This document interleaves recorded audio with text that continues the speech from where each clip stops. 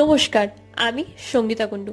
গতকাল ছিল 15ই আগস্ট, অর্থাৎ স্বাধীনতা দিবস। ৭৮তম স্বাধীনতা দিবসে এসেও আমার মাথায় একটা কথাই বারবার আসছে, আমরা মেয়েরা এই পুরুষতান্ত্রিক সমাজে কি আদেও সুরক্ষিত, আদেও স্বাধীন? আমি তো বলতে পারছি না আমি স্বাধীন বা আমি সুরক্ষিত।